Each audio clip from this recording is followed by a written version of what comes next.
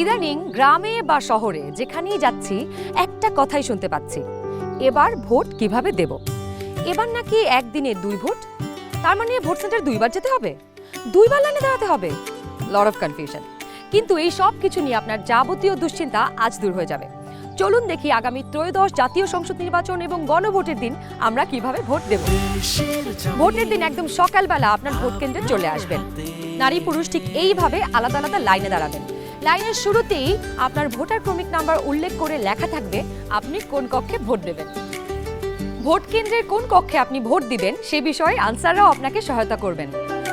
এরপর আপনি সোজা চলে যাবেন আপনার ভোট কক্ষে। কিভাবে নারী এবং পুরুষ ভোটারদের আলাদা রুমে ভোট গ্রহণ করা হচ্ছে চলুন দেখে আসি। কক্ষগুলোর বাইরেও ভোটার ক্রমিক নম্বরগুলো লেখা থাকবে। প্রথমেই একজন পোলিং অফিসার আপনার নাম এবং ভোটার নম্বর জিজ্ঞাসা করবেন। তারপর আপনার চেহারার সাথে আপনার ভোটার তালিকায় থাকা ছবি মিলিয়ে দেখবেন। এটা আমি, এখানে একটু খারাপ আসছে ছবি। বাবার নাম আনিসুজ্জামান। ভোটার আয়শা খানম, ভোটার নং 0157। প্রথম পোলিং অফিসার আপনার নাম এবং ভোটারের ক্রমিক নম্বর জোরে উচ্চারণ করবেন যেন কক্ষে থাকা সহকারী প্রিজাইডিং অফিসার এবং পোলিং এজেন্টরা শুনতে পারেন।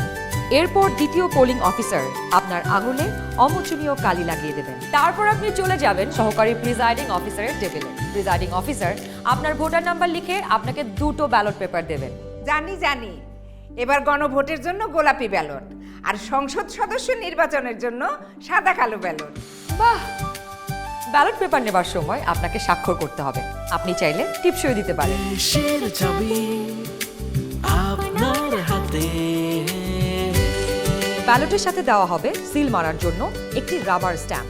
আপনি 2টি ব্যালট এবং রাবার স্ট্যাম্প নিয়ে ভোট দেবার গোপন কক্ষে যাবেন। এবার কিন্তু সময় বাঁচানোর জন্য অনেক ভোট কেন্দ্রেই 2টো গোপন কক্ষ থাকবে, যাতে একই সময়ে 2জন ভোটার 2টো গোপন কক্ষে ভোট দিতে পারেন।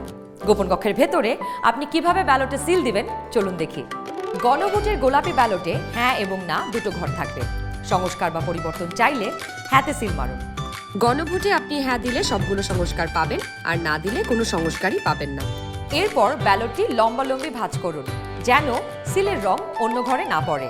এরপর আড়াআড়ি ভাঁজ করুন। সংসদ সদস্য নির্বাচনের জন্য সাদা কালো ব্যালটটিতে থাকা আপনার পছন্দের ব্যক্তি বা দলের মার্কায় সিল মারুন। সিলটি কিন্তু নির্ধারিত ঘরের বাইরে যাওয়া যাবে না। মার্কার বাইরে সিল পড়লে আপনার মহামূল্যবান ব্যালটটি বাতিল হয়ে যাবে। সিল মারার পর এই ব্যালটটিও প্রথমে লম্বালম্বি ভাঁজ করুন যেন সিলের কালি অন্য মার্কায় না লাগে। এরপর আড়াআড়ি ভাঁজ করুন। এবার গোপন কক্ষ থেকে বের হয়ে স্ট্যাম্পটি সহকারী প্রিজাইডিং অফিসারকে ফেরত দিন এবং একই ব্যালট বক্সে 2টি ব্যালট পেপার ফেলুন। ব্যাস হয়ে গেল একদিনে 2 ভোট। একদম সহজ, তাই না? তাহলে নিশ্চিন্তে ভোটের দিন চলে আসুন আপনার ভোট কেন্দ্রে আর ভোট দিয়ে বুঝে নিন দেশের মালিকানা, দেশের চাবি আমাদের হাতে।